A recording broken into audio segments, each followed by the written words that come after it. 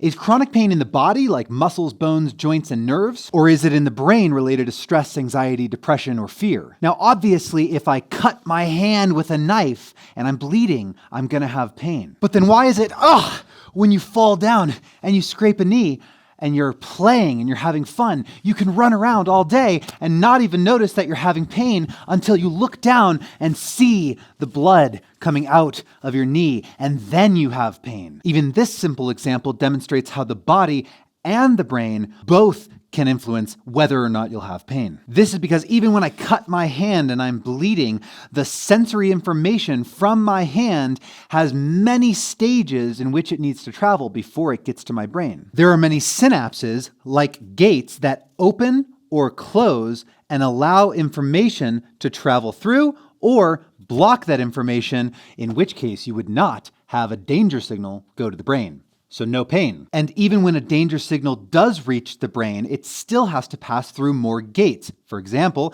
in the thalamus, and then finally making its way to the primary somatosensory cortex. But even then, we might not actually experience pain. For example, when you scrape your knee, you're running around, you're having fun, and you don't feel it until you see it. So in the brain, we have a pain neuromatrix, many different areas of the brain, including the amygdala and the hippocampus, primary somatosensory cortex, prefrontal cortex, and many other regions that weigh together, kind of like a board of executives that are determining, is this a threat or is this not a threat? In other words, pain is not a simple on-off switch. Instead, pain has many cables or nerves that are joined through outlets or through synapses, and each outlet has, different switches that can turn on or off the pain, or I could turn it on or off here in the brain. Oh wait, it's off down here. So now I can turn this back on. And then what if I have too many things plugged into the same outlet? Well, it's going to fry the breaker, and now I'm going to think that everything here has I've got a light issue. No, my light bulb is broken, but I had an outlet issue. It's not damage, it's that your system is overwhelmed. So what does this mean for treatment? Do we do surgery and fix the disc, or do we focus on therapy to improve mental health? Well, first things first, in order for any physical approach to be effective and evidence-based, we need to stop worrying about alignment and posture and asymmetries, because everybody is asymmetrical. Most people have degeneration and disc herniations, whether you have pain or not. And we see that posture, asymmetry, and things on your MRI are not good predictors of chronic pain. So stop worrying about these things. On the other hand, approaches that emphasize a mental and emotional component to pain will sometimes tell you that you should just think your way out of pain, and that there's no amount of physical exercise that can have any impact, and you should just do therapy. And that's kind of stupid too, because your brain is part of your body, and your brain is influenced by your body, and your mental health is influenced by your body and physical fitness. So it's got to be both. So let's say that your pain is influenced by your stress, but as a result of that, you've developed fear of bending your spine, and every time you bend forward, it hurts. Naturally, you're going to be really nervous about bending forward. You're going to be overprotective, which results in overprotective muscle bracing and spasms.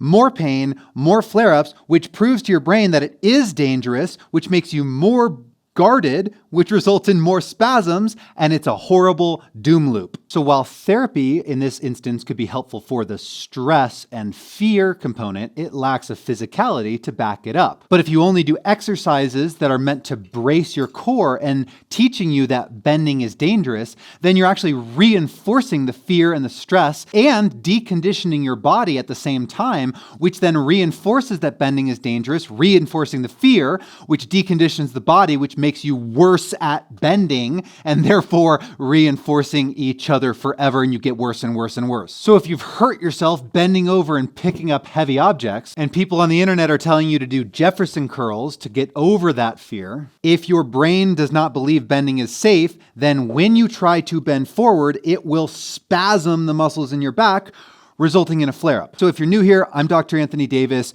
I had chronic pain for over a decade, and we empower people to overcome chronic pain without drugs and surgery. If you want to know more about how we do that and see case studies and examples and research breakdowns and see how we work with people one-on-one, watch the masterclass. The link is always in the description of our videos, and we'll see you there. So one example of combining brain and body-based therapy, we can get your body in a position where you're in a very slight amount of spinal flexion, and then we just practice regulating your nervous system while we're doing the activity that you're nervous about, but in a very safe way. And then we can breathe, we can do our belly breathing, we can do vagus nerve type breathing, anything that makes you feel safe and relaxed, even visualization. And we can expand on that signal of safety plus graded exposure to the activity by combining gentle movement of the spine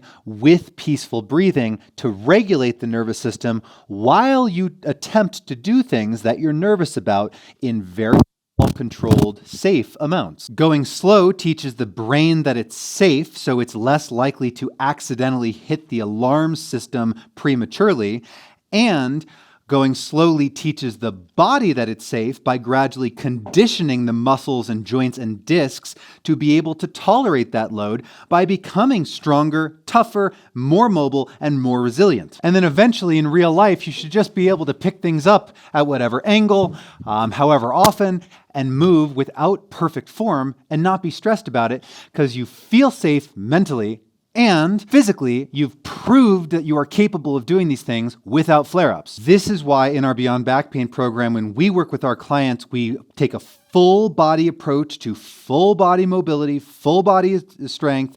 We go really slowly, one step at a time. We don't skip steps, but we don't baby you either.